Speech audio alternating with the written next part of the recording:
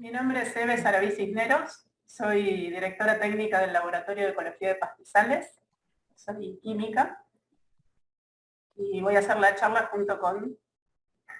Bueno, conmigo, con Lina Videla, que soy la responsable técnica del Laboratorio de Suelos, en la SUEP, también del IPEC. Y bueno, esta charla surgió hace ya casi 2 años, charlando con Luciano sobre que estaría piola hacer una inducción, sobre todo a las personas que ingresaban y que ingresan al IPEC y que van a desarrollar y desarrollan tareas de laboratorio, y también a todas las personas que están involucradas con las tareas de laboratorio, directores, directoras, otros compañeros y compañeras CPAs, etc. Así que bueno, obviamente se suspendió la idea inicial por el tema de pandemia y lo retomamos este año y acá estamos, las dos, para dar la charla. La idea es que sea participativo. Nosotras vamos a empezar a hablar de ciertos temas, pero pueden interrumpirnos, hacer preguntas, plantear situaciones de trabajo en el laboratorio y entre todos va a ser más tipo conversatorio que curso de inducción. Vamos, en la medida que nosotros tengamos posibilidad o otras personas que participan de la reunión, poder analizar determinadas cuestiones que tienen que ver con riesgo químico. Bueno, en la inducción en particular va a ser sobre seguridad en el laboratorio. Y como bien decía Lina, la idea no es solo para ingresantes, sino para todo aquel que necesite refrescar, porque las normas de seguridad de los laboratorios las tienen que conocer y mantener presentes todo el personal que está relacionado con el trabajo en los laboratorios. El objetivo de esta inducción y de pensar estas cosas es evitar accidentes y, en caso de que inevitablemente se produzcan, saber cómo proceder para minimizar las consecuencias.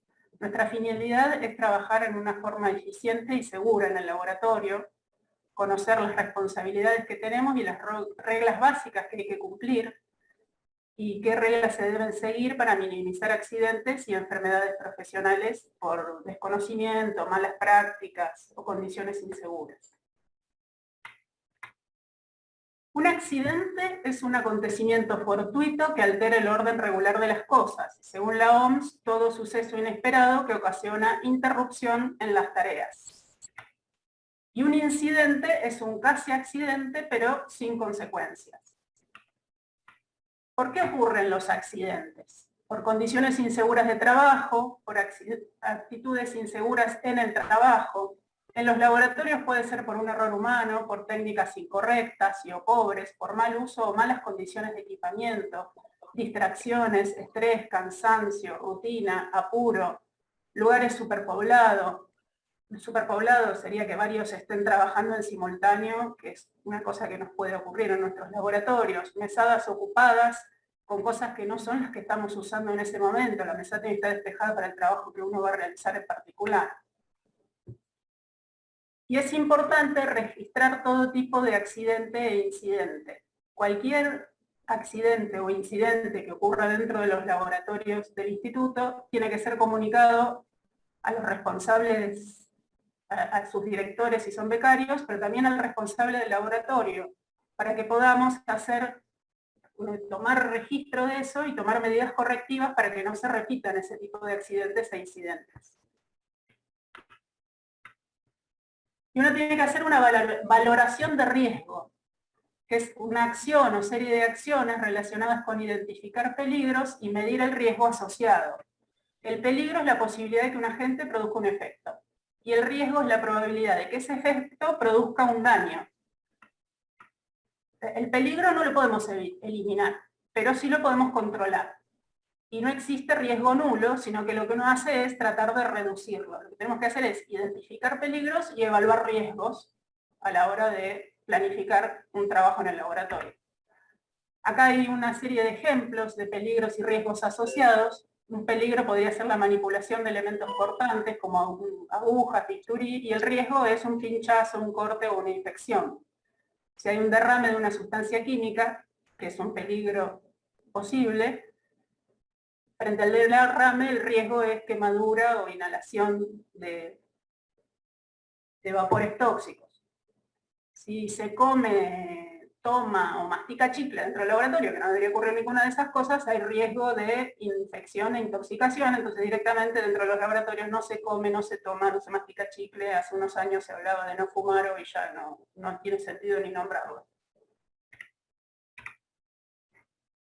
Entonces, bueno, teníamos que hacer una evaluación, identificar riesgos y evaluar peligros, y entonces cómo controlar el peligro.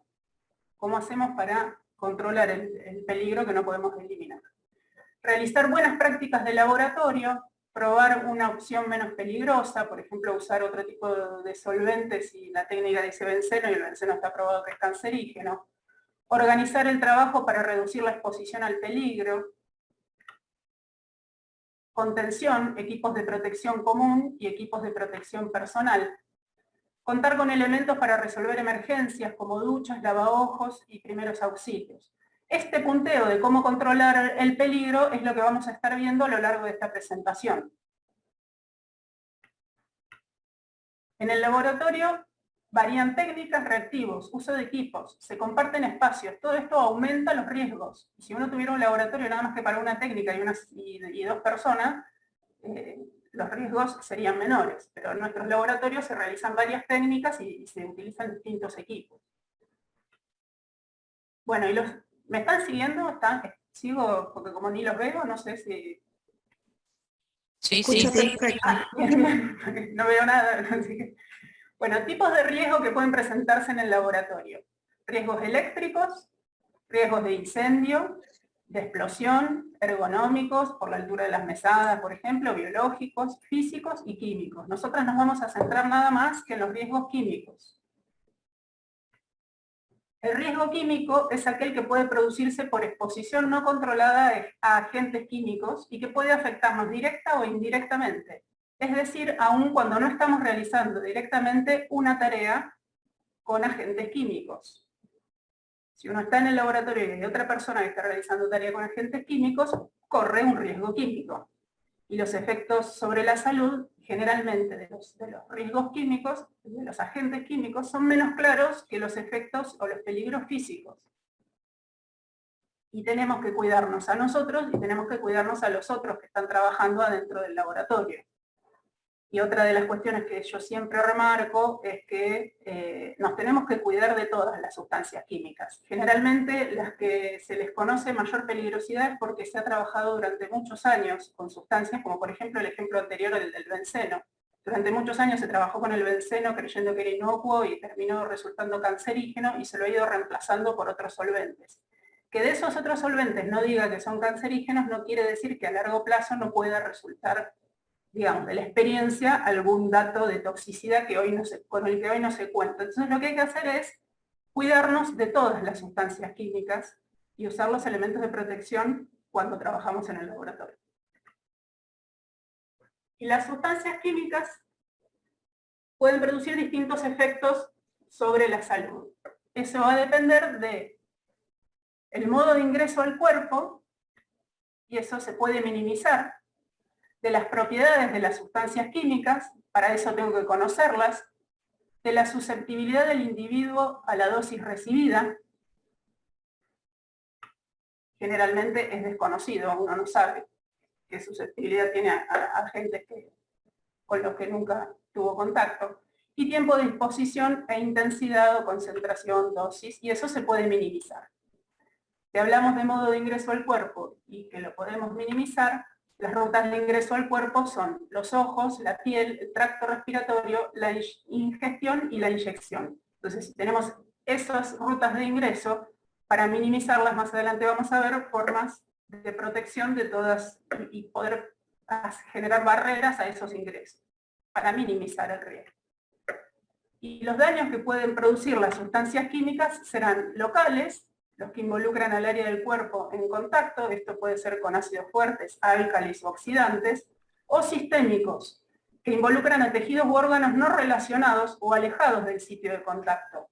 Por ejemplo, con ingesta de metanol se produce ceguera y eso es en un sitio alejado del punto de contacto. ¿Cuándo y cómo se manifiestan los efectos de toxicidad? Puede haber una exposición breve, que tendrá efectos rápidos y generalmente reversibles, o una exposición repetida en el tiempo, con efecto lento y gradual e irreversible, y quizás menos visible. La exposición breve genera una toxicidad aguda y la exposición repetida una toxicidad crónica. Acá pusimos un ejemplo que no es del laboratorio, pero para que se entienda a qué nos referimos con aguda y crónica. Si uno toma alcohol puede tener una borrachera, ahora si uno toma alcohol a lo largo de la vida puede desarrollar una cirrosis. Las propiedades, otra de las cosas que veíamos además de las rutas de ingreso es que tenemos que conocer las propiedades de las sustancias químicas. ¿De dónde saco qué propiedades tienen las sustancias químicas?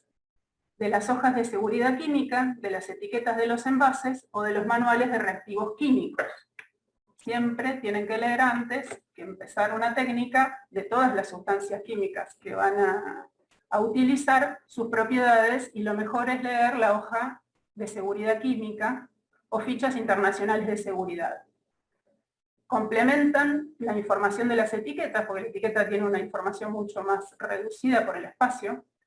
Deben estar en el laboratorio y en lugar conocido por todos los usuarios y de fácil acceso, y deben leerse antes de usar las sustancias químicas. A lo largo de los años, las normas de cómo son y qué información contienen las hojas de seguridad química o fichas internacionales de seguridad se han ido modificando. Yo les quiero mostrar, voy a compartir ahora otra cosa.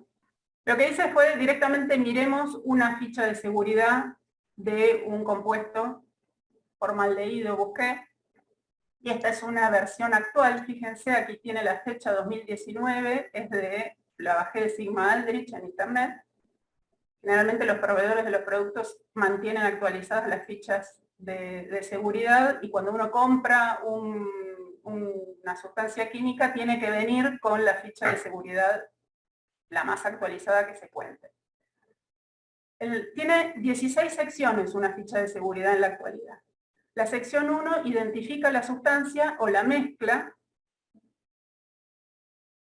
La sección 2 identifica los peligros. Y si ven los peligros, empiezan a aparecer las frases H, que son las frases de peligro. Las antiguas frases R, que eran las de riesgo, ahora son las frases H, por hazard en inglés. Y entonces tienen todas las indicaciones. Justamente elegí formaldehído porque antes se usaba sin ninguna casi precaución y se ha encontrado que es carcinogénico, que tiene toxicidad aguda. Y si ven acá, toxicidad aguda categoría 3 oral, categoría 3 inhalación, categoría 3 cutáneo. ¿Qué quiere decir eso? Ven esta otra pantalla, ¿no? Sí. Bien. Sí, sí. Generalmente el Ministerio de Trabajo y Asuntos Sociales de España, que es una página, que es un sitio oficial, tiene información muy actualizada y completa. Ellos tienen acá unos cuadritos: ingesta por toxicidad aguda, los intervalos de dosis letal media, y a qué se refiere con categoría 1, 2 y 3. La 1 es la peor, que es mortal en caso de ingestión. Este cuadro es respecto a ingestión. La 2 es mortal en caso de ingestión. La 3 tóxico. La 4 ya es nocivo. Estas serían las dosis letal media y a qué se refiere cada categoría en contacto con piel. Entonces con eso uno puede interpretar toxicidad aguda categoría 3 de cutáneo, inhalación y oral. Aquí aparecen las frases H. En las etiquetas probablemente tengan nada más que H301, H331, y uno tiene que buscar la H301 que quiere decir, y va a encontrar toxicidad aguda categoría 3 oral. Y después aparecen los pictogramas, que es algo que también va a estar en la etiqueta de la sustancia, y las frases P, que son consejos de prudencia, que eran las antiguas S, que eran de seguridad. Qué hacer en cada situación, contacto, cómo cuidarse, lavar, llevar guantes, prendas, gafas, máscara de protección. La sección 3 es composición e información sobre los componentes. La 4, primeros auxilios frente a distintas situaciones. La 5, medidas de lucha contra incendios. En este caso particular no es tanto porque no es inflamable, pero si no hay otras. Medidas en caso de vertido accidental, la sección 6. La 7, manipulación y almacenamiento. Cómo almacenar, con quién almacenar, dónde guardar. La 8, controles de exposición y protección individual. Qué tipo de protección tiene que llevar la persona que manipula. Fíjense que, por ejemplo, si se va a hacer sumersión en esta sustancia, ¿qué tipo de guante hay que utilizar? Lo dice la ficha de seguridad química, y frente a salpicaduras, ¿qué tipo de guante sería suficiente? Sección 9, propiedades físicas y químicas de la sustancia. La 10, estabilidad y reactividad. 11, información toxicológica. Eso es en absolutamente todas las fichas de seguridad. Cada sección es eso, es ese título. En la 12, información ecológica, que nos va a hablar sobre las posibilidades de descarte de la sustancia. La 13, consideraciones relativas a la eliminación.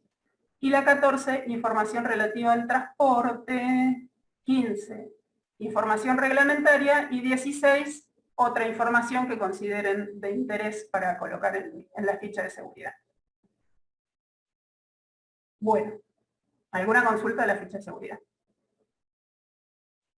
Dejo de compartir acá y vuelvo a la presentación.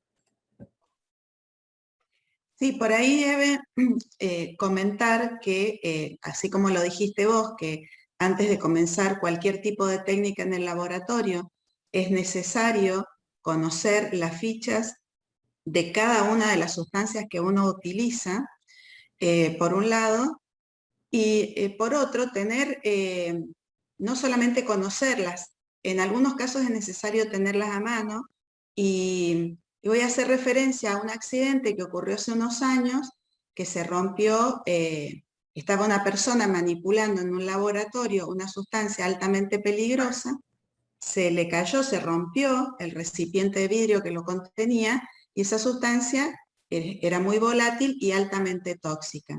Entonces se dio aviso, se hizo, digamos, el alerta, y se sacó a la gente del pasillo. Se tuvo que llamar a bomberos, porque en este caso ellos tienen un equipo especial, personas capacitadas para hacer frente a derrames de sustancias peligrosas, tienen los equipos especiales, los autónomos de respiración, etcétera, etcétera. Pero cuando vino el CEP, tuvimos que darle rápidamente a la médica que vino la hoja para que supiera las toxicidades del producto, para poder a partir de ahí hacer el tratamiento a las personas que habían estado expuestas a esa sustancia. Entonces, no solamente está bueno tenerlas en una carpetita en el laboratorio, como vos bien dijiste, tienen que estar a mano, y que todos los que trabajan en el laboratorio sepan dónde está y poder saber con qué se está trabajando, porque en caso de un accidente es necesario esa información para dársela tanto a los bomberos, en el caso de esto que fue un derrame grande que lo tenían que manejar ellos, como a los médicos que tenían que asistir a las personas afectadas.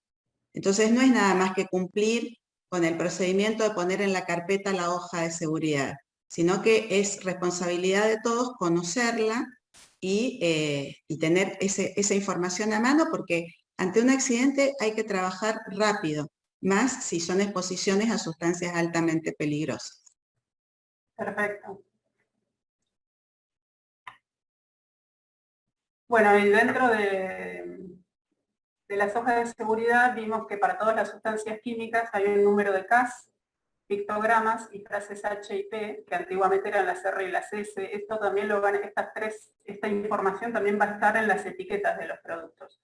El número CAS es una identificación numérica única para compuestos químicos, y por ahí los nombres en las sustancias químicas cambian, pero el número de CAS es único. Entonces, si ustedes tienen dudas y tienen dos frascos que tienen el mismo número de CAS, están hablando de la misma sustancia. Hay un registro de más de 67 millones de sustancias orgánicas e inorgánicas. Pictogramas, les voy a mostrar algunos pictogramas, no están todos, pero son los más generales. Puede pasar también de vuelta. Los pictogramas cambiaron. Ahora es un cuadradito invertido, que es como un rombito, antes era el cuadrado con un fondo amarillo. Esto lo pueden encontrar en los materiales que encuentran en nuestros laboratorios porque pueden ser previos al cambio del dibujo de los pictogramas. Sin embargo, Una pregunta, Eve, Sí. esos pictogramas, normalmente en cada laboratorio debería existir esos cartelitos con la indicación de qué elementos se usan. ¿De dónde salen? ¿Quién arma esos pictogramas, digamos? ¿O quién los debería armar?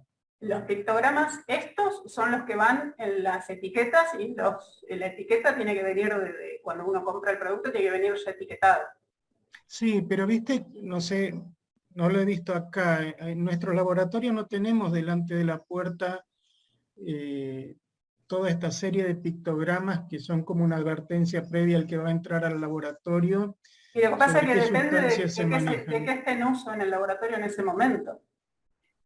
Podríamos tener las fichas, digamos, tener la explicación de qué significa cada pictograma, pero cada sustancia tiene características diferentes. Así que, digamos, tener todos los pictogramas en la puerta sería. Claro, sí. A no ser que uno tuviera un laboratorio que se dedica a una sola cosa, y entonces sí, digamos, si estamos trabajando solo con explosivos, pues pondremos que es un laboratorio de riesgo de explosión todo el tiempo. Pero Por No, ejemplo, no hay una reglamentación general, digamos. no, Luciano, me parece que tu pregunta va, por ejemplo, en aquellos laboratorios donde hay riesgo biológico, ahí sí existe un pictograma específico que tiene que figurar en la puerta del laboratorio. Pero no existe un pictograma que indique riesgo químico, ¿sí? A No, no, no. diferencia de riesgo biológico. Entonces, en las puertas de los laboratorios, como son múltiples los riesgos químicos, están puestos en cada sustancia química en su etiqueta. Sí, quizá sería inconveniente, uno que espera que la persona que va a trabajar con una sustancia química se familiarice con esa sustancia química, conozca los riesgos que están tanto en la etiqueta como pictogramas como en la hoja de seguridad biológica y tome las medidas precautorias pertinentes. Se podría hacer, no sé, un cartel con todos los pictogramas indicando qué dice cada cosa, pero está en cada etiqueta de cada sustancia química. Y como son muchísimas las sustancias químicas con distintos riesgos y distintos pictogramas que tenemos en el laboratorio, es que no existe digamos, no hay laboratorios químicos donde tengan todos los pictogramas pegados en la pared, por ejemplo, o en la puerta. No es lo mismo que riesgo biológico, pero digamos, o un laboratorio en el que haya radioactividad o otra clase. claro. Claro, porque tenés, digamos, hay 4 o 5 que son, bueno, uno es riesgo biológico, otro es riesgo nuclear, otro es corrosivo, otro es explosivo, que no son Sí, pero pictogramas generales esos. No, no, el estos no. corrosivo y explosivo no. Ah, está bien, está bien. No, Bien. son laboratorios químicos y uno podría poner que está restringido el ingreso personal a personas que trabajan con sustancias químicas, digamos que no puede entrar cualquiera a tener una charla ahí adentro, pero porque son laboratorios. Sí, sí, sí. Los otros son para avisarle a gente que trabaja en los laboratorios que ahí es zona de riesgo biológico, ahí es zona de posible exposición a radiación. Yo no sé, conozco un laboratorio donde era exposición a un campo magnético y entonces ahí estaba la zona delimitada donde estaba el campo magnético. Está bien. Sí, sí. Pero porque eso era constante. Claro, sí, sí, sí. Esto es, para cada sustancia con la que uno va a trabajar, tiene el pictograma, la etiqueta, que es un recordatorio de todo eso que uno leyó en la hoja de seguridad, resumido y simplificado. Y entonces, este símbolo que significa corrosivo, para metales, riesgos físicos, corrosión cutánea, riesgo para la salud humana, por ejemplo, el ácido clorhídrico. El otro símbolo es de explosión, puede explotar bajo efecto de una llama, o son más sensibles a choques o fricciones que el dinitrobenceno, y un ejemplo es la nitroglicerina. Esto yo creo que no tenemos ninguno en los laboratorios nuestros. Toxicidad aguda por inhalación, ingestión, penetración cutánea, provoca graves quemaduras, graves problemas de salud e incluso la muerte. Inflamables, toxicidad aguda puede haber distintos grados de toxicidad, eso también lo vimos recién en las hojas de seguridad. Inflamables pueden encender, inflamar o prender con mucha facilidad, no requieren gran empleo de energía para arder. Irritación cutánea, sustancias que por penetración cutánea pueden implicar riesgos graves, agudos o crónicos para la salud. El otro es peligro por aspiración, los que nos estábamos más familiarizados con las viejas pictogramas, este es nuevo totalmente.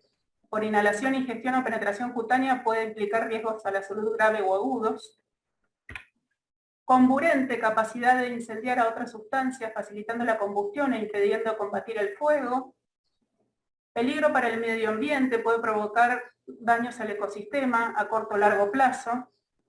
Esto lo vamos a tener en cuenta a la hora de ver cómo descartamos los residuos. Y después lo otro que comentábamos recién, las frases H y P, H por hazard, peligro, y las que eran las antiguamente R, y me hablan de distintos tipos de peligros. Existen peligros físicos para la salud humana, para el medio ambiente, y son todas las que están ahí numeradas, que uno tiene que tener acceso a qué significa cada una de esos números. Las frases P serán los consejos de prudencia, que son las antiguas frases S. Yo se las nombro, las R y a las S, porque siguen estando en los laboratorios. Los compuestos con los que hoy en día trabajamos tienen las R y las S. Así que vamos a tener que mantener las dos por un tiempo. Las frases P, bueno, son consejos generales de prevención, de respuesta, de almacenamiento y de eliminación. Y una vez que yo conozco la sustancia química, analizo si puedo cambiar por otras menos tóxicas o de manipulación más sencillas, si la técnica me lo permite. Y si no se pueden sustituir, analizo cómo reducir riesgos químicos, por ejemplo, minimizando el contacto. Y es lo que vamos a empezar a ver a partir de acá.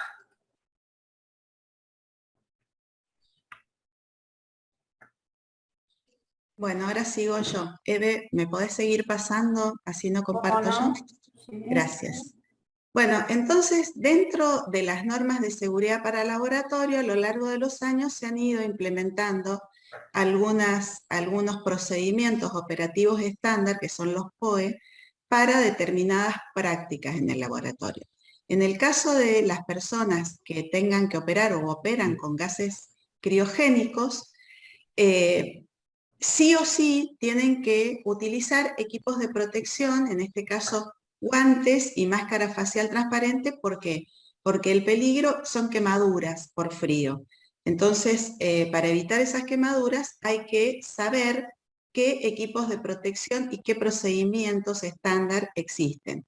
Este POE fue redactado por usuarios de generalmente nitrógeno líquido que trabajan en el CENPAD y tiene ya unos cuantos años. Les aclaro que los POE cada tanto hay que revisarlos y actualizarlos, y bueno, está en proceso el concurso para un responsable o una responsable del tema calidad, que es donde intervienen todos estas cuestiones que tienen que ver con los procedimientos. La siguiente, Eve. Bueno, las personas que tienen que trabajar en el laboratorio con vacío tienen que tomar determinados recaudos. Una aclaración sobre todo para los ingresantes y las ingresantes. Si no conocen la técnica, tienen que aprender la técnica, digamos. Y para eso, tanto sus directores y directoras como el personal de apoyo responsable de equipos y laboratorios, nos ocuparemos de entrenarlos para desarrollar tareas específicas. En el caso de operaciones con vacío, una de las normas generales a tener en cuenta es que hay que abrir en forma lenta cualquier equipo o sistema que esté al vacío. Eso es porque hay que evitar explosiones. y cuando se va a trabajar con equipos que están al vacío, es conveniente hacerlo dentro de una campana o mampara protectora, o en el caso, por ejemplo, del CENPAD, existe una sala, por ejemplo, de autoclaves, ¿sí? Una sala específica donde están los procedimientos y donde toda persona que va a ser usuaria tiene que conocer el procedimiento para trabajar con esos equipos y seguir las normas de uso de esos equipos, que significa avisarle al responsable del equipo, anotarse, dar aviso por cualquier anomalía o inconveniente que tenga con los equipos, etcétera, etcétera. Para cualquier equipo, una cosita, para cualquier equipo, cuando hay responsable del equipo, uno tiene que ser autorizado por el responsable. No es que cualquiera va y aprende porque un colega que lo manejó le enseña, sino que el responsable del equipo también es responsable de verificar que esa persona lo maneja según el procedimiento operativo estándar que hay vigente. Sí, y en base a lo que dice Eve también, es importante, sobre todo para las personas ingresantes, que esto que acaba de decir, ¿no? Son sus directores o directoras de beca o las personas responsables o directores técnicos de laboratorio quienes capacitan a las personas para el uso de determinados equipos y, digamos, autorizan porque consideran que están capacitadas para hacer uso de los equipos. A partir de ahí, esas personas pueden inscribirse en las planillas de uso de los equipos, acordar horarios, turnos, etcétera, etcétera. Es importante que todos sepamos cómo es este funcionamiento, justamente, no solamente para proteger los equipos, que son muchos caros, imposibles de reponer, y uno tiene que hacer un buen uso de los mismos, sino también para evitar cualquier tipo de riesgo o peligro asociado a la manipulación de un equipo. Bueno, con respecto a otros aspectos que hay que tener en cuenta cuando se opera al vacío, es que al desarmar un equipo que estuvo trabajando al vacío, hay que asegurarse de que se restablezca la presión atmosférica, y si se realiza una destilación al vacío, siempre es conveniente enfriar el equipo antes de permitir la entrada de aire. La otra, Eve. Para las personas que van a trabajar y pueden estar expuestas a radiaciones no ionizantes, bueno, más o menos es el mismo caso que con el tema de sustancias criogénicas. Se tienen que utilizar, uno tiene que protegerse porque sabemos que producen lesiones tanto en piel como en ojos, tanto los UV como los infrarrojos. Entonces, los equipos de protección personal hay que utilizarlos y hay que tener la precaución, particularmente en estos casos, de utilizar los equipos de protección adecuados a la radiación con la que vamos a trabajar. No cualquier máscara sirve, no cualquier gafa o protector ocular sirve. Tenemos que saber con qué tipo de radiación trabajar y disponer de los equipos de protección personal adecuados para tal fin.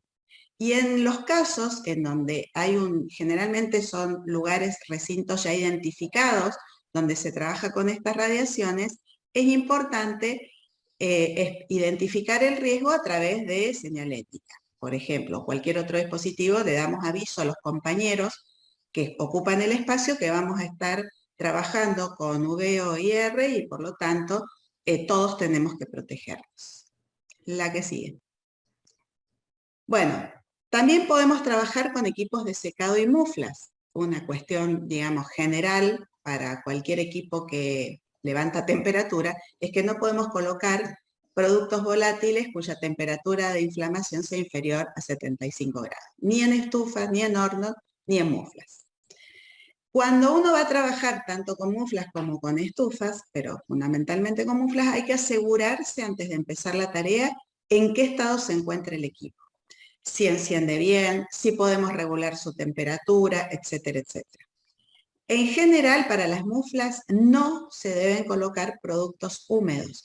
Primero se secan en estufa, si es suelo o material vegetal, por encima de los 100 grados, el material que los contiene, que son cápsulas especiales o crisoles especiales que son resistentes a altas temperaturas, tienen que estar secos previamente, o sea, pasados por estufa a 100 grados, y cuando uno ya terminó el procedimiento de muflado y que tiene que esperar que baje la temperatura de la mufla, luego para sacar estos crisoles o cápsulas que contienen el material de estudio nuestro, tiene que utilizar pinzas que tienen que ser de tamaño adecuado, porque yo he visto laboratorios que tienen unas pinzas que hay que hacer malabares para agarrar crisoles chiquititos. Entonces hay que disponer del material de tamaño y forma adecuado para poder manipular esto que sigue estando a temperatura. Igual que los guantes resistentes al calor. La que sigue. Bueno, ¿qué información tiene que estar disponible y existe en la mayoría de los laboratorios del IPEC? Los manuales de procedimiento son unos. El manual de procedimiento no solamente contempla la receta de cocina, por así llamarla, ¿no? El protocolo de trabajo, sino que también contempla paso por paso cuáles son los riesgos y cuáles son los equipos de protección personal o comunitarios que hay que utilizar en cada paso de una determinación química.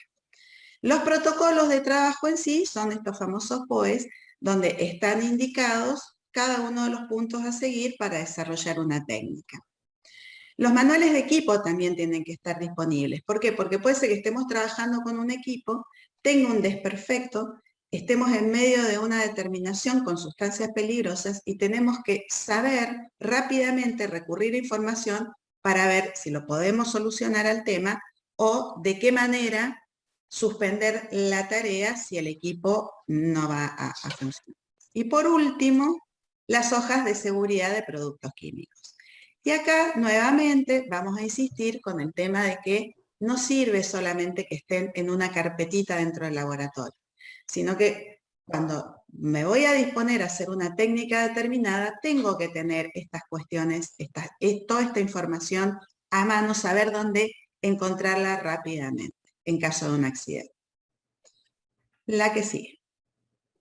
Bueno, ahora vamos a empezar a hablar de cuáles son los elementos de protección. Y como les dije recién, hay colectivos, o sea que los usan varias personas, y los equipos de protección personal. Dentro de los equipos de protección colectiva están las campanas extractoras.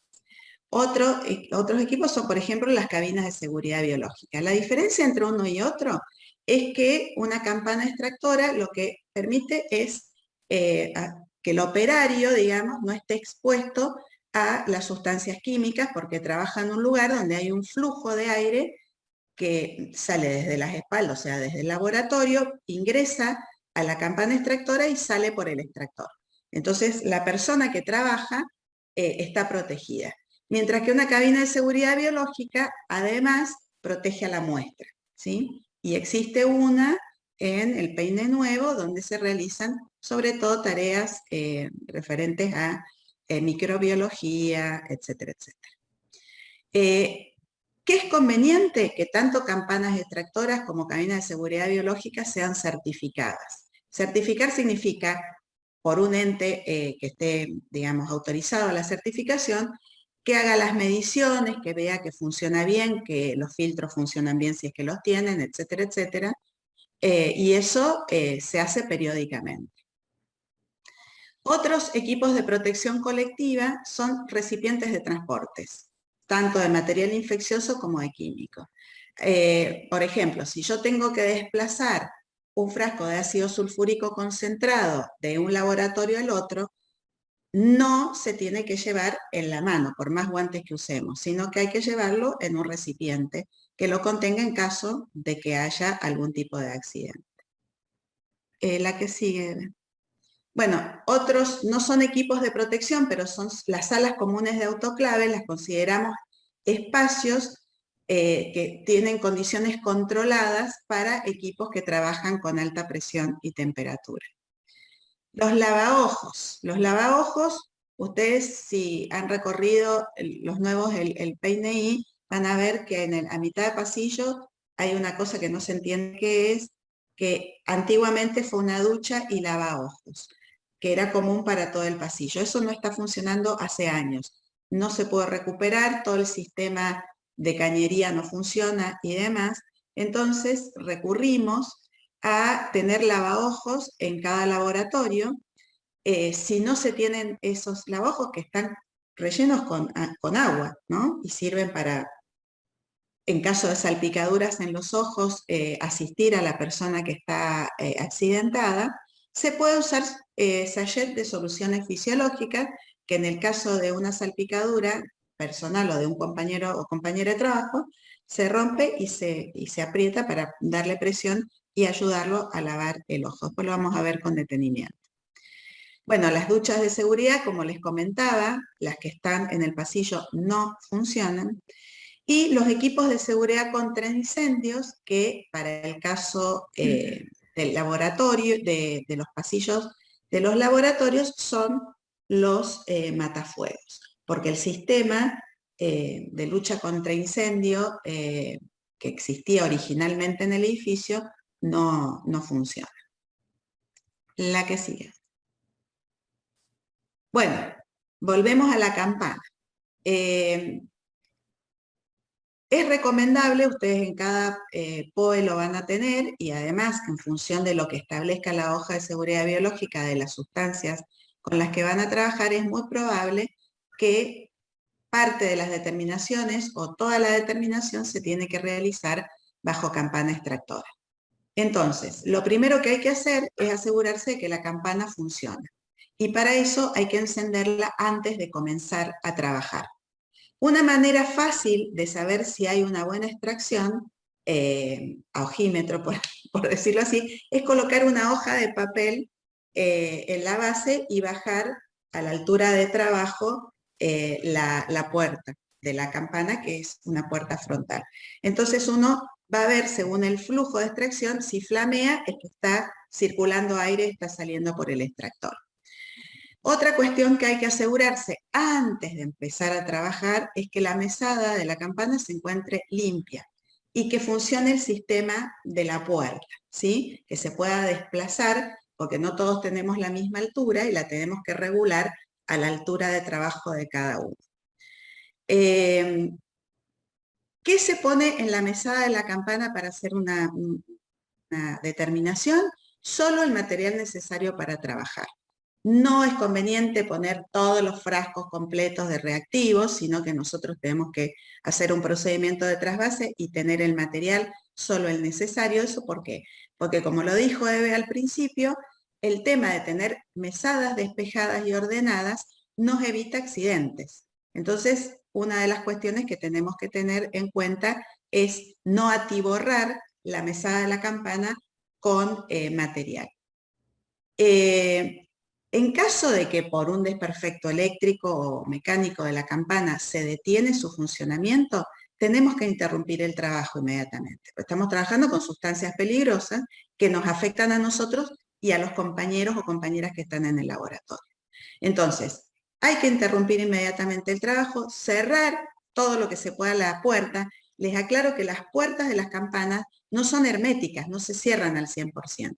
Para un buen funcionamiento, si ustedes van al laboratorio, por ejemplo, de suelos, que está una Torbel, que es una campana certificada, y después hay otra que fue construida por una persona acá que hace campanas en Madrid, van a ver que siempre hay una luz, ¿sí? Queda un espacio, digamos, que no se cierra herméticamente. Entonces, bajar la puerta, suspender la actividad, y no podemos reiniciar ningún tipo de trabajo si no nos aseguramos, primero, de que vuelve el sistema a funcionar, y pasados 5 minutos para asegurarnos que todos los volátiles que estén en la campana hayan salido al exterior. Ahí recién puedo empezar a trabajar. En caso de un incendio dentro de la campana, lo primero que tenemos que hacer es cortar suministro de gas, si tenemos una fuente de gas, y desconectar los equipos eléctricos que se encuentran adentro. Y después vamos a ver específicamente qué hacemos cuando hay un fueguito, ¿sí? Hasta dónde podemos intervenir. Otra cuestión a tener en cuenta, que va a ser difícil con el protocolo COVID, es no exponer la campana a corrientes cruzadas. Nosotros por protocolo COVID tenemos que tener ventilación cruzada. Entonces, acá hay cierto inconveniente porque si la campana está funcionando y tenemos una ventilación cruzada, pueden provocarse remolinos y que parte de las sustancias volatilizadas vayan al laboratorio o afecten al operador.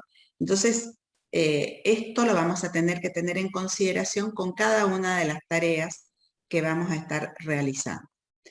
Y por supuesto, minimizar el tránsito de personas frente a la campana. Si vemos que hay un compañero o compañera trabajando frente a la campana, no podemos estar circulando cerca de esa persona porque esa persona está concentrada con su trabajo, no la podemos distraer, etcétera, etcétera.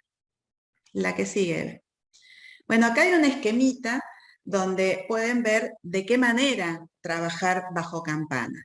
Una de las cuestiones fundamentales es que no tenemos tenemos que regular la puerta de la campana a nuestra altura para tener cubierta nuestro rostro y poder ingresar nuestras manos y brazos para trabajar dentro de la campana. Entonces, los recipientes o reactivos no pueden estar cerca del operador o operadora ni en el fondo, porque eso nos generaría trabajar de manera muy incómoda. Ustedes piensen que a veces estamos muchas horas bajo campana trabajando y tenemos que tener una posición cómoda. Entonces, lo ideal es que los recipientes que tengan sustancias volátiles o con los que vamos a trabajar estén distantes de la puerta o del borde de la campana, más o menos a unos 15 centímetros. No mantener la puerta totalmente abierta. Esto es un error que muchas veces las personas sin querer lo cometen, ese error. Entonces, activan la campana empieza a extraer, pero tienen toda la puerta levantada. Eso no sirve de nada, porque los volátiles van a la persona que trabaja. Mantener la puerta baja si no hay un operador. Por ejemplo, estoy trabajando. No sé, tengo que atender una emergencia, un llamado telefónico, necesito ir al baño, lo que sea. Bajo la campana, sigue funcionando el extractor, hago lo que tengo que hacer y vuelvo. Nunca apagar el sistema de extracción si hay sustancias volátiles y si estoy trabajando. La que sigue. Bueno, dentro de los equipos de protección personal que pueden existir en los laboratorios, tienen que ver con lo que nos protege a cada persona, a cada operario y operaria de ojos, cara, cabeza, manos, pies, el aparato respiratorio, el aparato auditivo y la ropa que tenemos puesta. Entonces, para el caso de protección ocular, digamos que ya vamos a ver todos los tipos de protección ocular que tenemos, ¿cuándo se utiliza? Fíjense, casi siempre hay que tener protección ocular. Si manipulamos material de vidrio, tanto a elevada como a baja presión. Si manipulamos material criogénico, como lo dije antes. Si vamos a manipular sustancias explosivas o sustancias químicas tóxicas, cáusticas o corrosivas. Si vamos a manipular material biológico, radiactivo, si es inflamable. Si vamos a trabajar con luz ultravioleta o infrarroja. Si vamos a manipular sustancias cancerígenas. O sea, si vemos las etiquetas de los productos que utilizamos en los laboratorios, casi siempre serían excepcionales los momentos en que no es obligatorio el uso de protección ocular. La que sigue. Bien, dentro de los equipos de protección personal tenemos las gafas de protección, que solo protegen los ojos, y queda espacio entre medio por donde pueden entrar sustancias volátiles. Eso generalmente si yo estoy trabajando con material de vidrio que puedo correr el riesgo que salte, o estoy, no sé, tamizando muestras de suelo y tengo que morterear, me tengo que proteger los ojos con gafas porque puede haber alguna piedrita que me salte. Las antiparras, que ahí sí ya están cerradas al ojo, las antiparras protegen parte de los ojos y parte de la cara y no dejan entrar sustancias volátiles. Las pantallas de protección, que ya son más complejas porque protegen cara, ojos y cabeza. Y como ejemplo, para que tengan en cuenta la importancia de saber con qué sustancia trabajamos y cuáles son los riesgos asociados, el ácido acético durante mucho tiempo se trabajó inclusive ni siquiera bajo campana. Y el ácido acético fija el epitelio de las córneas, por lo tanto, hay que utilizar antiparras, no gafas de protección. porque los volátiles nos afectan directamente a la córnea. ¿Y qué pasa con las personas que trabajan utilizan lentes de contacto?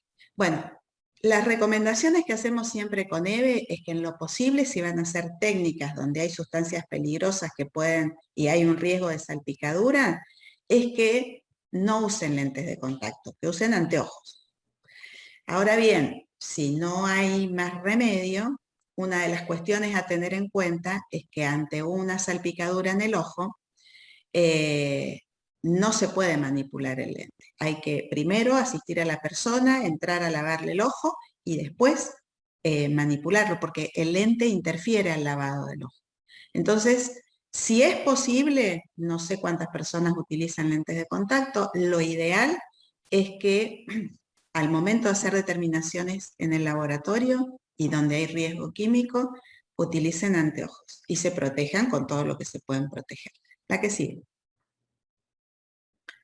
Bien, para protección de cabeza depende de las actividades, pueden ser gorros, cascos, los equipos integrados. Nosotros particularmente no tenemos esto, por lo menos para trabajos de laboratorio. Sí, cuando vamos al campo o algún otro tipo de trabajo, pero en general en el laboratorio no nos protegemos la cabeza con ninguno de estos implementos. Y con respecto a la protección respiratoria, uno puede utilizar distintos tipos de mascarillas que son adecuadas para cada cosa que se utilice. Eso tenemos que saber qué equipos son los adecuados. Si yo tamizo suelo, voy a utilizar una, o estoy moliendo material vegetal donde hay generación de polvo, una mascarilla de tela de determinadas características es suficiente. Pero si estoy trabajando con sustancias volátiles y altamente tóxicas, tendré que empezar a utilizar máscaras con filtros, como es lo que está en la imagen inferior al centro, y en casos de que la manipulación es con sustancias que son altamente volátiles y peligrosas, los sistemas autónomos de respiración. Particularmente en el CEMPAD, cuando existe un derrame considerable con una sustancia altamente peligrosa, la recomendación es dar el aviso, cerrar el laboratorio, sacar a la gente del pasillo, llamar a bomberos porque son la gente especializada y que tiene los sistemas autónomos de respiración para poder atacar un derrame de sustancias químicas peligrosas. Una cosita. Las máscaras con filtro, los filtros traen especificaciones de para qué sustancias químicas están preparados. Entonces, no cualquier filtro sirve para cualquier trabajo. Si voy a trabajar con ácidos es un tipo de filtro, si voy a trabajar con orgánicos es otro tipo de filtro. Tengo que fijarme qué filtro tengo y necesito para esa actividad. Sí, y como aclaración, en el laboratorio de suelo está guardada una máscara con filtros para sustancias, como dijo Eve, que son ácidos fuertes y demás. Para el caso de orgánicos, formol y demás, existe una máscara con un filtro adecuado que ya ahora no sé quién será el responsable, pero está, creo que en el laboratorio que ahora lo administra el Idiomar en el peine paralelo al nuestro para el lado del mar. Eso lo podemos consultar, porque son los que más utilizan formol. Entonces tienen una máscara con los filtros adecuados para eso. Y como todo uso de equipos que es, digamos, es una máscara, si bien dice equipo de protección personal, pero la usan distintas personas, nos tienen que dar aviso, hay un listado donde uno se anota y están las especificaciones de cómo recibirla y cómo devolver esa máscara para que esté en condiciones de ser usada nuevamente por otra persona. Y algunos cuentan también con máscaras propias. Con respecto a la protección auditiva, también se puede contar con tapones descartables o reutilizables, con bandas de cabeza con tapón o con auriculares. Son los equipos de protección personal que podrían estar en un laboratorio. En el caso particular nuestro, que no estamos expuestos a ruidos por encima de los 75 decibeles, no existen estos equipos de protección. Es nada más para que sepan que en caso de tener exposición a ruidos altos tienen que solicitarlos. Y con respecto a la protección de la ropa, lo que usamos en los laboratorios son guardapolvos, ¿sí? Una cuestión importante a tener en cuenta es que hay que usarlos dentro del laboratorio. Y lo más conveniente es que queden dentro del laboratorio guardados.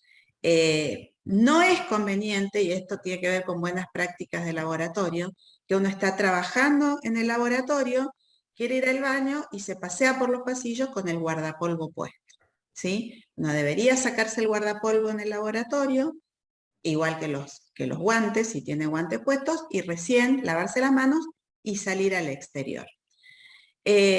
Como no tenemos modo de lavar los guardapolvos en el CENPAD, nos lo tenemos que llevar a nuestras casas. Entonces, como recomendación, nunca laven la ropa de trabajo, ya sea guardapolvos o lo que fuere, con la ropa propia o la de la familia.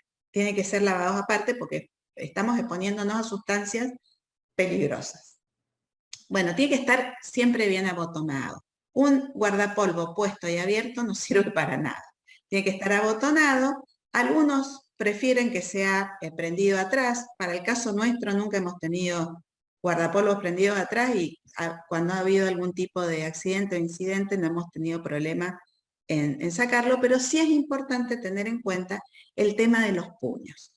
¿Por qué? Porque si el puño no está ajustado o yo no lo tengo cubierto con el guante, ese puño, dando vueltas que yo manipulo sobre ese vaso precipitado lleno de ácido sulfúrico, puedo embeberlo y quemarme la mano o provocar un derrame o un accidente. Entonces, una de las precauciones importantes del uso del guardapolvo es que esté abotonado y que los puños estén ajustados. Otra protección de la ropa son los camisolines descartables. Nosotros particularmente no los tenemos. Algunos lo utilizan cuando van a trabajar al campo. Y después hay trajes de protección de cuerpo entero, como para el caso de los derrames, que tampoco nosotros contamos con eso.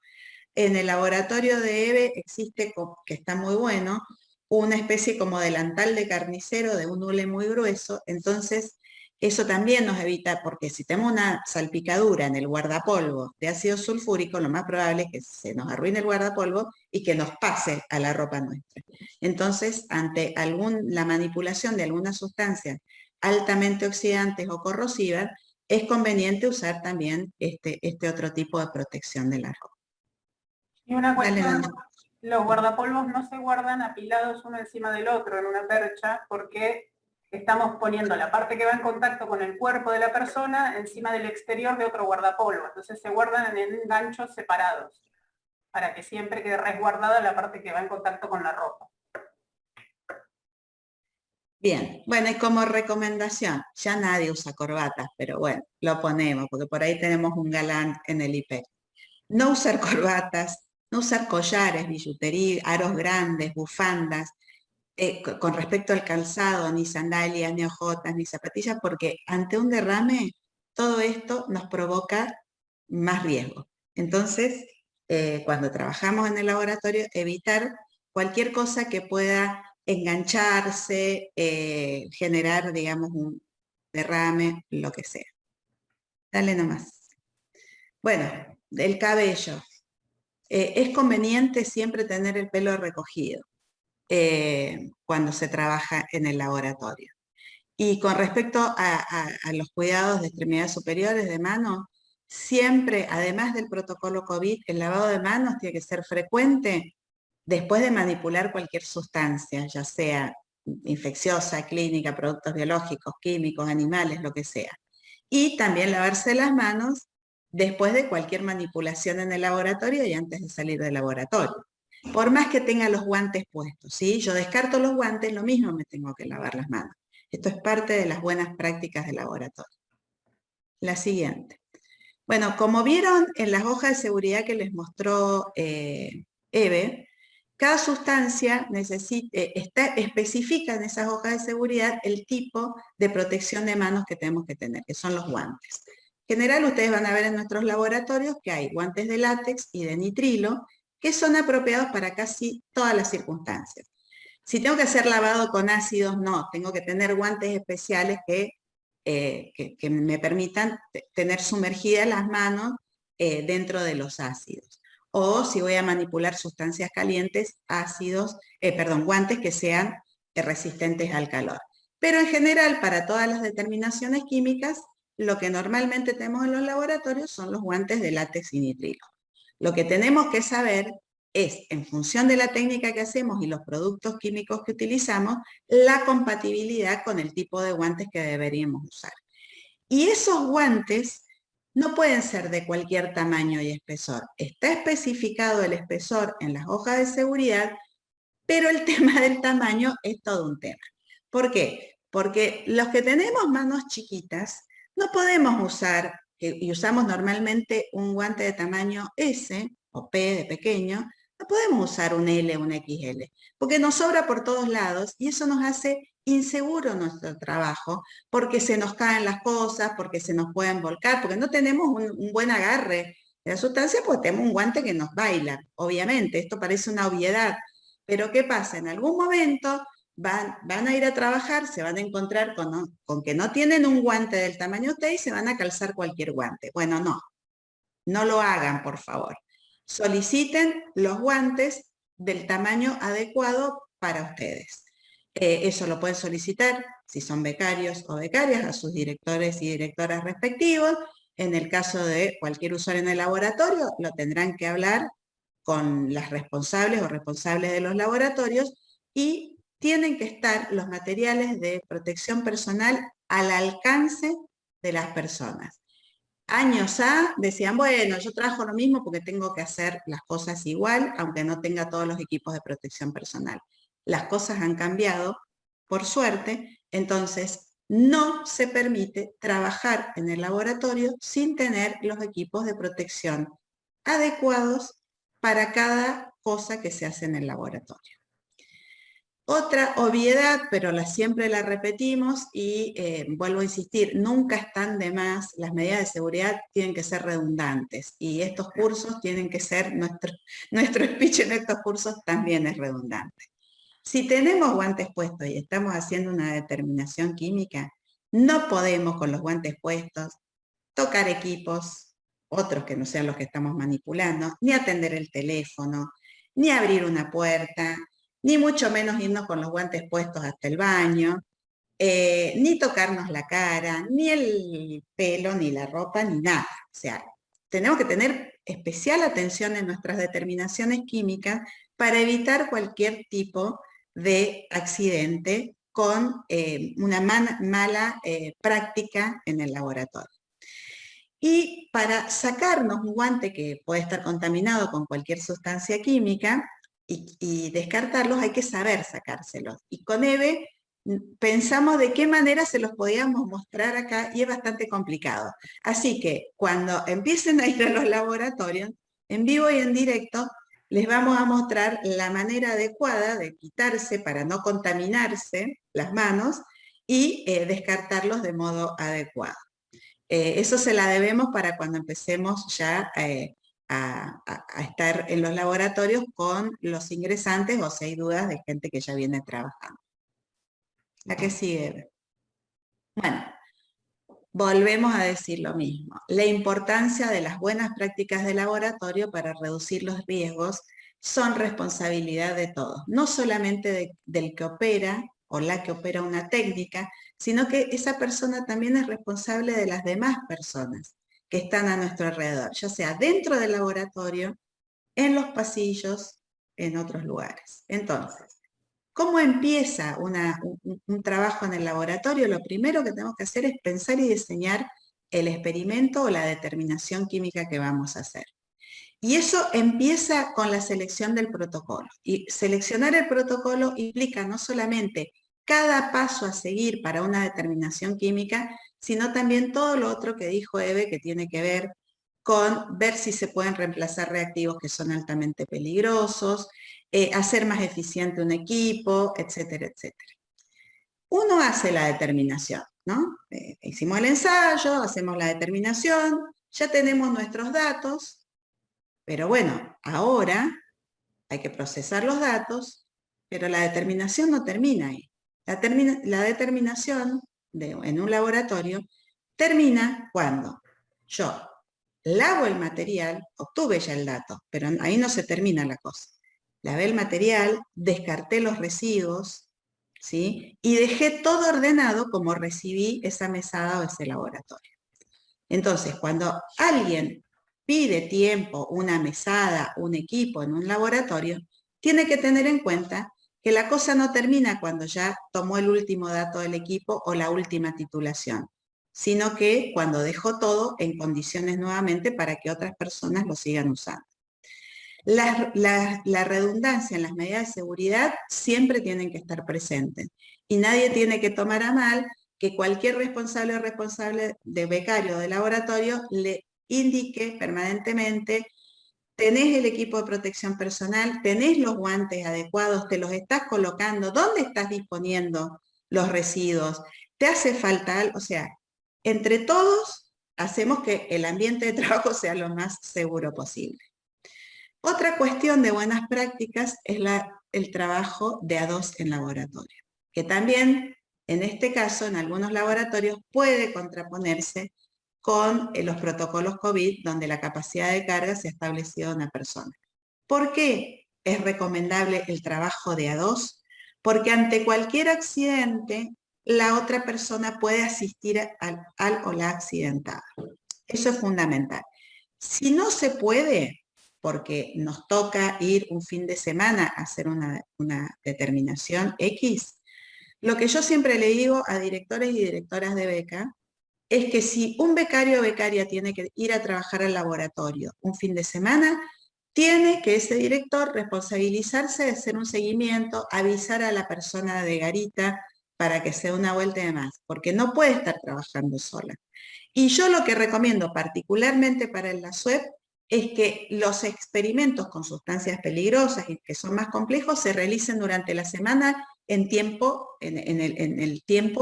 la franja horaria de trabajo, donde hay gente dando vuelta y puede asistir ante un accidente.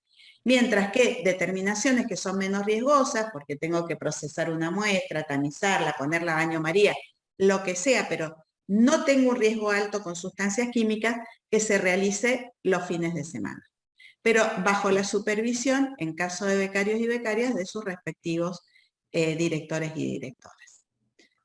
El que sigue, Eve.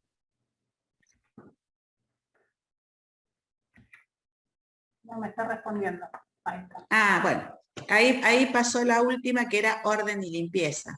Parecemos del ejército, pero es fundamental. O sea, el laboratorio tiene que estar ordenado y limpio, las mesadas tienen que estar ordenadas y limpias. Las mesadas no son lugar para acumular reactivos, para eso, por ahora cada laboratorio tiene sus drogueros, y en adelante, cuando se termine de solucionar el tema del piso del droguero del IPEC, vamos a poder trasladar nuestras drogas a ese droguero que es del instituto. Entonces, bueno, no podemos acumular cosas en las mesadas tienen que estar lo más despejadas posible para hacer un trabajo seguro.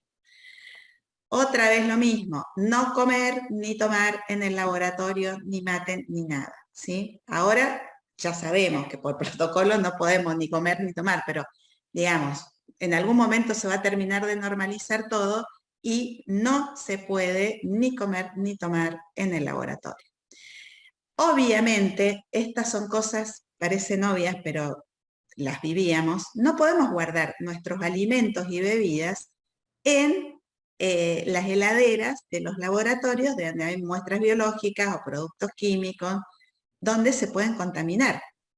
Entonces, para eso, en el IP, los que nos quedamos antes de almorzar, tenemos una heladerita abajo, cuando uno baja al subsuelo, que es específicamente para alimentos, ¿sí? Años A, era común abrir la heladera al laboratorio y encontrarse con la vianda de alguna persona. Bueno, prohibidísimo. No. Tampoco, y esto es algo que a veces nos puede pasar, si somos varios en el laboratorio, no hay que bromear con la persona que está haciendo una determinación, ni distraerlo, ni interrumpir en su tarea, porque eso aumenta el riesgo. O sea, si vemos a una persona concentrada en la mesada bajo campana trabajando, tengamos la precaución de no tocarle el hombro, por ejemplo, para llamarle la atención o decirle algo, sino porque eso genera, digamos, una distracción que puede provocar un accidente. Bueno, conservar la superficie de trabajo limpia y ordenada, vuelta a lo mismo. Y en caso de que se produzca un derrame, si es chiquito, lo tenemos que limpiar inmediatamente. No nos podemos distraer con esas cosas. ¿Sí? Estamos trabajando bajo campana y, no sé, se me dio vuelta el vasito de precipitado 50 mililitros que tenía 10 mililitros de ácido sulfúrico, inmediatamente lo tengo que controlar y limpiar. El que sigue. Otra cuestión que puede pasar, como no tenemos cocina y comemos y demás, necesitamos las piletas de los laboratorios para lavar tazas y demás utensilios. Bueno, por favor, no se lava con las mismas esponjas que están en el laboratorio, ni cepillos, porque eso lo usamos para lavar material de laboratorio, por lo tanto están contaminados. Otra cuestión a tener en cuenta, si necesitamos una fuente, un mechero, por ejemplo, para trabajar o cualquier otra fuente de calor, tenemos que tener la precaución especial de mirar qué hay alrededor y si voy a trabajar con un mechero, no tener en esa mesada ninguna sustancia inflamable. La otra cuestión es minimizar los volúmenes, que es lo que yo les decía cuando hablé de trabajar bajo campana. Si necesito utilizar un líquido inflamable, corrosivo, lo que sea, dentro del laboratorio, tengo que minimizar su volumen. No voy a poner sobre la mesa o bajo campana el frasco de 2 litros de ácido sulfúrico concentrado. Haré un trasvase para tener el volumen que necesito para esa reacción, para esa determinación. El no trabajar solo en laboratorio ya lo dijimos, y otra vez lo mismo.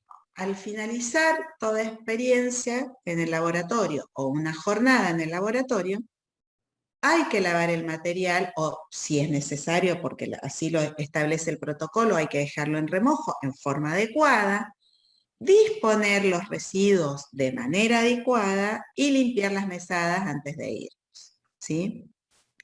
Bueno, una cosa que tengo que tener en la cabeza es que ni los equipos de protección personal, ni los equipos de protección comunitaria reducen o eliminan el peligro, ¿sí?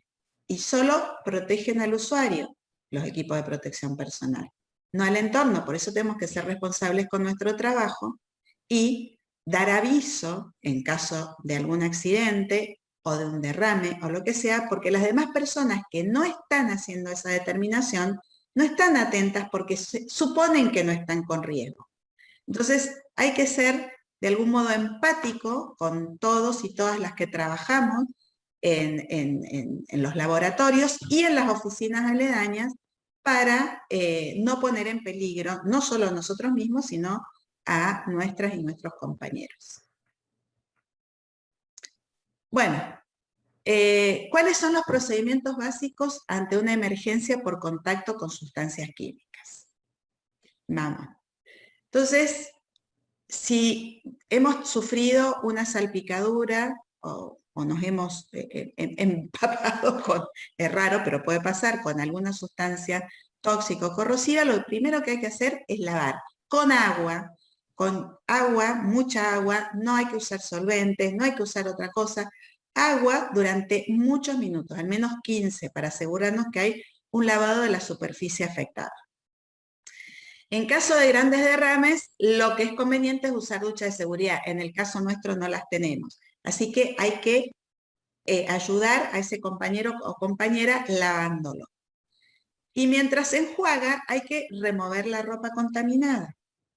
¿Qué sería lo más lógico? Cortarla, sacarla. ¿Por qué? Porque si yo tengo que sacar una remera por la cabeza, ¿sí? O un pullover, corro el riesgo que la sustancia química embebida en esa prenda contamine los ojos y las caras. En caso de que no se pueda arrancar la ropa, bueno, tener esa precaución para no generar más lesiones. Hay que examinar las hojas de seguridad para ver si hay efectos tardíos. O sea, la persona que sufrió un accidente no solamente va a tener una lesión aguda, sino que puede tener algún efecto crónico. Y eso lo vamos a encontrar en la hoja de seguridad. Y como dije recién, no usar solventes para lavar la piel. Años A, los que son viejos como yo y cursaron alguna química en la facultad, se acordarán que en los laboratorios, por lo menos en mi facultad, había un ácido débil por si te salpicabas con una base fuerte, o viceversa. Bueno, no, porque cualquier otra sustancia que no es el agua puede provocar mayores lesiones. Entonces, agua. La que sigue. Bueno, ¿qué pasa si nos salpicamos los ojos? Inmediatamente hay que usar el lavaojos y echar agua durante mucho tiempo para tratar de ir diluyendo y lavando la sustancia química que llegó al ojo. Y hay que hacer el esfuerzo, porque uno cuando se salpica o se lastima un ojo, vieron que lo cierra. Entonces, sí, por eso es importante no estar solo en el laboratorio. La persona que asista a la persona cuyo ojo se ha visto salpicado, tiene que forzarlo a mantenerlo abierto para que se lave bien y exigirle que mueve o que rote el globo ocular para que el agua que lo está enjuagando pueda lavar más rápidamente. Y cuando, por ejemplo, yo me salpiqué con el ojo derecho, no me voy a poner a lavar poniendo el ojo izquierdo abajo. No sé si me ven a mí. Yo no me veo por eso. Pero bueno, si se me salpicó este ojo, me tengo que poner en esta posición para que el lavado, ¿sí?, no afecte el ojo que no se salpicó. Y bueno, el tema de los lentes de contacto, ¿no? Hay que tratar de sacarlos mientras se realiza el enjuague, no antes de echarle agua al ojo afectado. No hay que perder tiempo en eso. Hay que lavar inmediatamente y tratar de remover, que yo nunca usé lentes de contacto, pero he visto compañeras y han contado en cursos de inducción de esta índole, que el lente de contacto se arruga y provoca mucha lesión. Entonces hay que tratar rápidamente de sacarlo del globo ocular para seguir y continuar el lavado. Obviamente, una vez que se lavó el ojo, no hay que reinsertar el lente. Hay que ir al médico, hay que ver si hay una lesión grave. La que sigue. Bueno, ¿qué pasa si hay un derrame y hay volátiles peligrosos en el laboratorio? Abrir las ventanas rápidamente, ventilar, que entre aire fresco al laboratorio, avisarle al entorno que se vaya del lugar, tapar el envase que es de volátiles, buscar asistencia médica si persiste, puede ser que sea un minuto nada más y damos aviso, dejamos que se ventile y ya está. Pero si hemos estado expuestos por más tiempo y empezamos a sentir molestias como dolor de cabeza, irritación de nariz y garganta, vértigo, somnolencia, lógicamente hay que buscar asistencia médica y ver en las hojas de seguridad qué posibles efectos, y cuando uno va al médico decirle, yo estuve expuesto a tal producto, y llevarle una copia de la hoja de seguridad, porque no todos los médicos son toxicólogos y rápidamente pueden empezar un tratamiento. La que sigue. Bueno, ¿qué pasa cuando hay una ingestión accidental? Es raro, esto ya lo aclaro, pero bueno, puede ocurrir. Si ocurre, médico, y no inducir el vómito, ¿sí? Si por algún motivo hemos, no sé, tomado una taza, no se me ocurre qué puede pasar, pero han pasado, y nos enteramos que ahí había, no sé, alguna sustancia química peligrosa, hoja de seguridad, saber el producto, acudir rápidamente al médico. Es un toxicólogo, es un médico el que se va a ocupar del tratamiento de esa persona. Lina, por ahí la ingestión accidental en los casos de que no debería suceder y no debería hacerse, pero pipetear con la boca, por ejemplo. Claro, bueno, tenés razón, Mariela, porque yo ya lo doy por descontado, pero digamos, desde ya, ¿no? Sí. Yo O sea, creo que no a hay... esta altura no hay más de eso. Ya no existen las pipetas de vidrio en los laboratorios, ya me parece, como para volúmenes pequeños. Bueno, sí, en realidad Sí, nosotros usamos pipetas, se siguen pero usando, tenemos ya no se ve.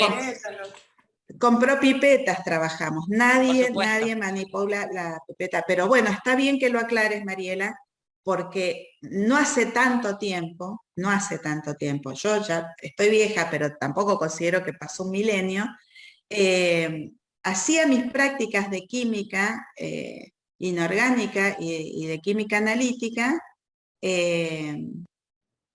pipeteando con la boca. Y cuando llegué al CENPAD y empecé a trabajar en el laboratorio, también en el Pleistoceno inferior, la gente, era muy común, los técnicos de laboratorio, si bien habían propipetas, pipeteaban con la boca. Y era muy común escuchar, yo toda la vida pipeteé así, no voy a dejar de pipetearlo. Bueno, esas cosas de que toda la vida hice tal cosa en el laboratorio y es una mala práctica, también pasó.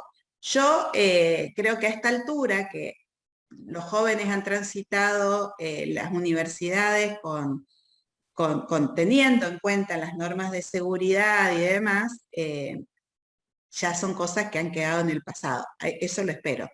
A nadie se le puede ocurrir pipetear con la boca. Eso ya, desde luego, sí, podría ser una de las causas de ingestión accidental. Y con respecto a la inyección accidental es lo mismo. Estoy manipulando un cortopunzante que está contaminado y sin querer me lo clavé o me corté. Bueno, lo primero que hay que hacer es lavar con agua y jabón y buscar atención médica. No hay otra manera, no es que podemos tener un protocolo para esos casos, no. Cuando ingresa una sustancia química o peligrosa al cuerpo, tenemos que buscar asistencia médica y hacer toda la denuncia como corresponde, que ya en algún momento me imagino que Recursos Humanos explicará de cómo es el procedimiento ante un accidente en el trabajo, para la RT y todo lo demás. Bueno. Como les dije, uno termina un procedimiento en el laboratorio cuando terminó su protocolo, lavó el material y hizo una disposición adecuada de los residuos. Todo lo que se refiere a disposición de residuos químicos está el protocolo en la intranet. Nosotros solamente les vamos a recordar dos cositas. La que sigue, Ever.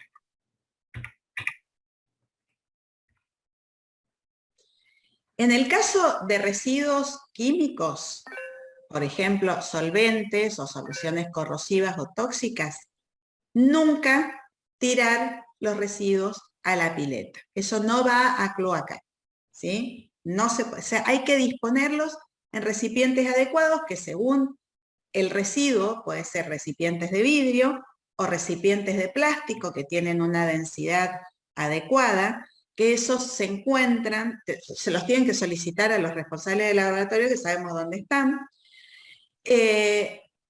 y se dispone de tal manera que tienen que estar ese recipiente, por ejemplo, un bidón de 20 litros donde va el dicromato, los restos de la determinación de carbono orgánico donde hay dicromato, bueno, y ácido sulfúrico. Tiene que estar rotulado el recipiente.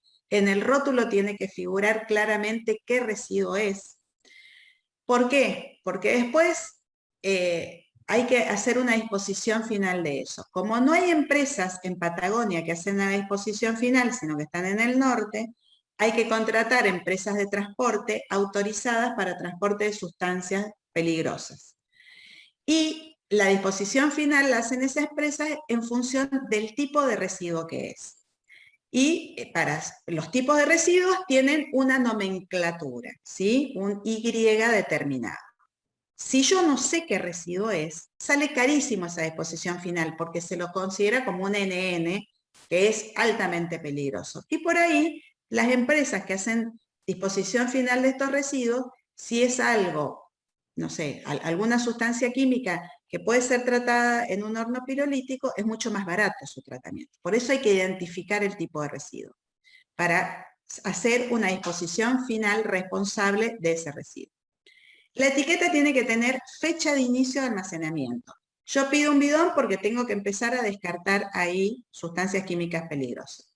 Bueno, pongo el residuo, pongo cuándo se inicia, porque por ahí, a lo largo de muchos meses, lo termino llenando, ¿sí? Cuando inicié a acumular ese residuo, quién es el generador responsable y a qué laboratorio pertenece. Eso tiene que estar en todas las etiquetas de los recipientes de residuos químicos. Y nunca se llena al tope, se llena hasta un 80% de su volumen. Eso es justamente para evitar derrames de esos residuos peligrosos al momento de el transporte o manipulación. Después, cuando está lleno el 80%, se dispone, se almacena en un sitio común que está en el edificio contiguo al edificio principal, que es la zona entre mantenimiento de automotores. ¿Qué pasa si trabajamos con ácidos o álcalis? Bueno, esos se pueden neutralizar y diluir de manera apropiada. ¿Cómo controlo que están neutralizados? Con una bandita de pH. Y si me da un pH neutro, sí lo puedo tirar, verter por la pileta. Pero no lo puedo en crudo, tengo que diluirlo y tengo que neutralizarlo. Bueno, esas son recomendaciones generales de buenas prácticas. Ahora con EVE pensamos que, o sea, una serie de situaciones que se pueden presentar en el laboratorio. Entonces la idea es que empecemos a charlar rápidamente entre todos, para que no se haga tan largo, no sé cuánto llevamos. ¿Qué pasa si hay un fuego? ¿Alguien sabe cómo proceder? ¿Qué hacemos dentro del laboratorio? No sé. Se prendió fuego un enchufe. Mirarlo como hacíamos esa vez, Lina. Ahora aprendimos, no digas eso, Luciano.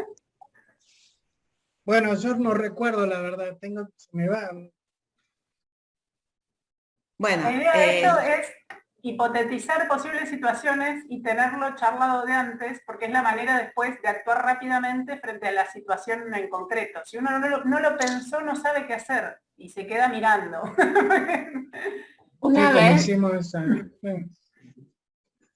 en casa se empezó a salir chispitas de un enchufe que, no sé, el arquitecto iluminado del departamento que alquilaba puso un enchufe al lado de la canilla de la cocina donde lavaba los platos.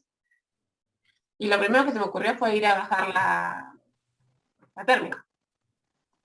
Claro, no sé si se hacía eso o no, pero dejó de chispear y después tapé el enchufe para que no le entre más agua. Claro. Bueno, eso es fundamental. Si el origen del fuego es un fuego eléctrico, o sea que se prende fuego un artefacto eléctrico, lo primero que hay que hacer es cortar el suministro eléctrico. Que en el caso del peine nuestro, no hay una llave maestra. Entonces, ante un inconveniente de eso, no lo duden, van a recibir todas las quejas de compañeros y compañeras que estaban trabajando y que pierden el archivo, no importa, pero hay que actuar rápidamente. Si no saben cuál es la tecla del laboratorio, bajen todas. Bajen. Hay un tablero por un montón. En la punta del pasillo hay un tablero y están todas las llaves. Uno baja todas y con eso cortó el suministro de electricidad. Y es cierto, preferible perder un archivo que iniciar un incendio entre el.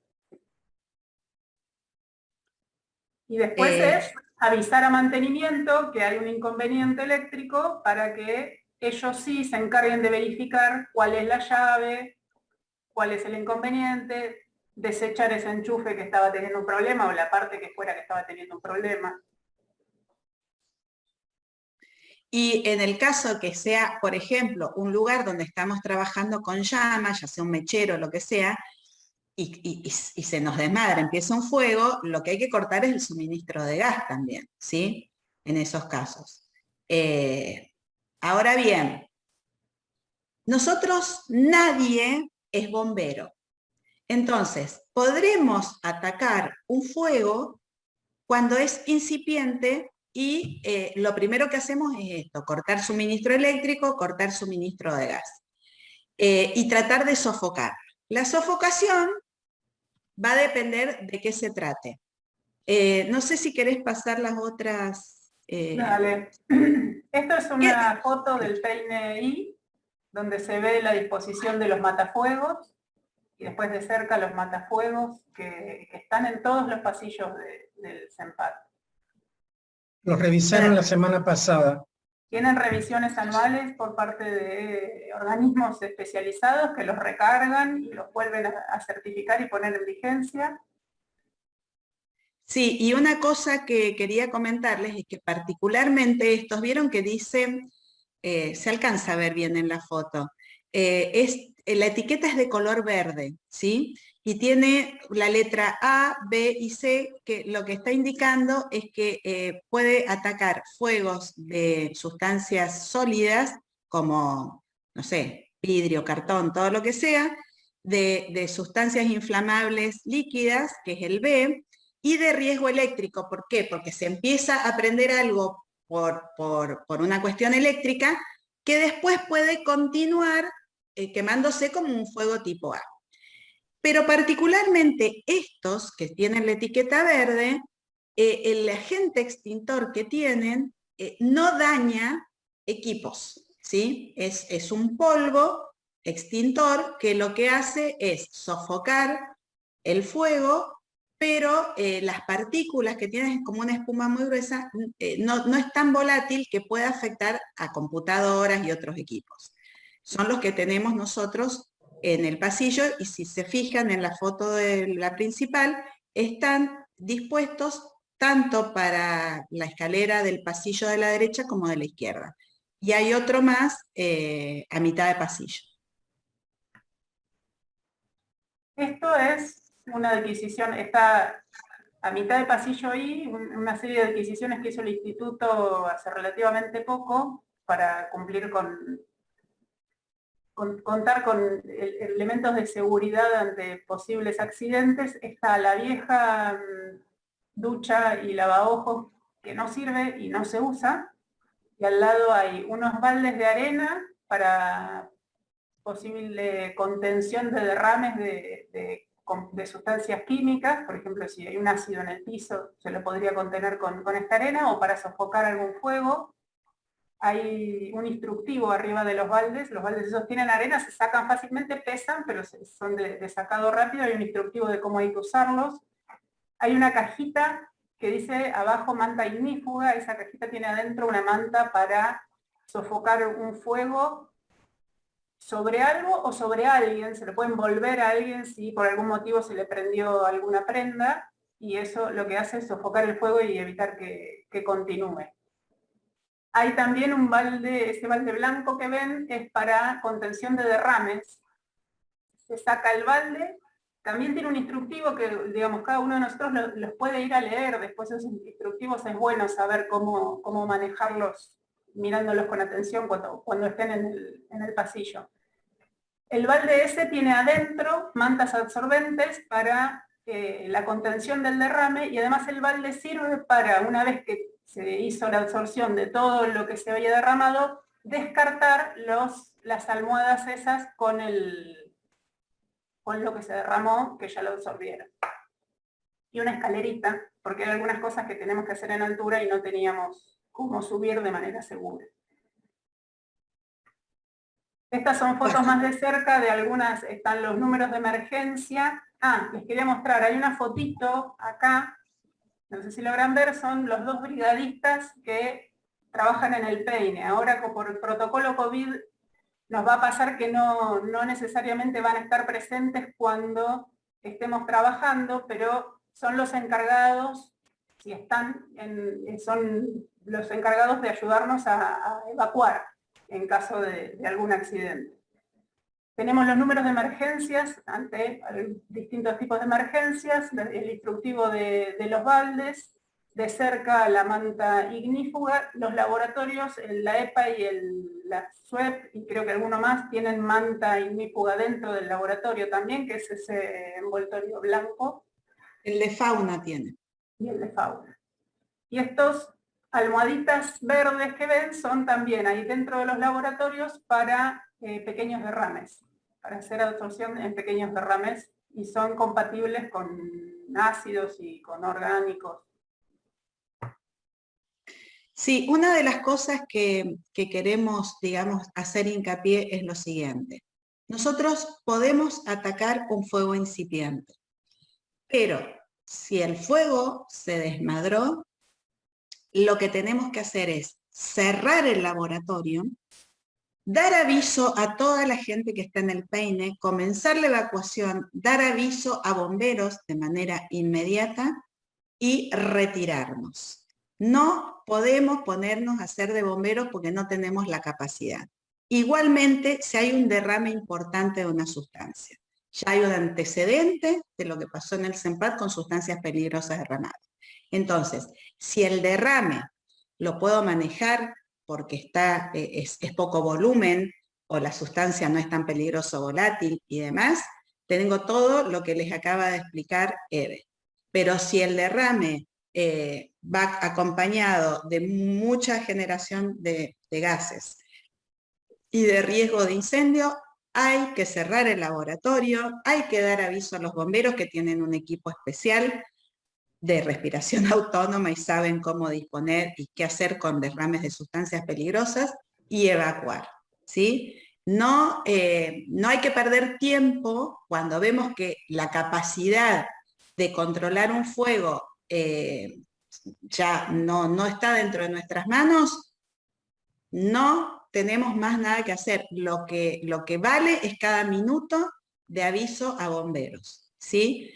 Porque hay veces que, ya sea porque entre que reaccionamos, como dijo Luciano, que nos pasó esa vez, que nos quedamos todos mirando y no sabemos qué hacer, o que empezamos a trabajar con una manta, la manta no es suficiente, entonces después venimos con el matafuego, pero resulta que ya se prendió fuego el panel. No hagamos ni de héroes, ni de locos, ni locas. Se cierra el laboratorio, se da aviso, se evacúa y nada más. No tenemos otras posibilidades. Eso tenemos que ser conscientes de hasta dónde podemos actuar y para eso están estas cosas. Pero después, porque corremos riesgo nosotros y ponemos en riesgo a los demás. Hay que dar aviso y evacuar. No sé, Eve, si quedó algo dando vuelta. Toda la estructura es muy susceptible al fuego, no solamente por las cosas que hay en cada laboratorio, sino que también todas las paredes son inflamables, todo el piso es una sustancia inflamable, tiene pegamento, y eso genera, bueno, y debajo de los sótanos hay demasiada cantidad de sustancias inflamables. Y carga de fuego. Humo, digamos.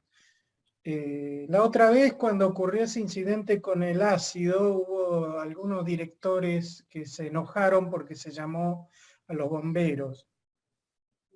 Ustedes no tienen que llamar a ningún director ni nada. Si ustedes ven llamas, llaman a los bomberos directamente. O hay mucho humo, se llama a los bomberos. No hay que llamarle al gerente, al director del CCT o al director del instituto.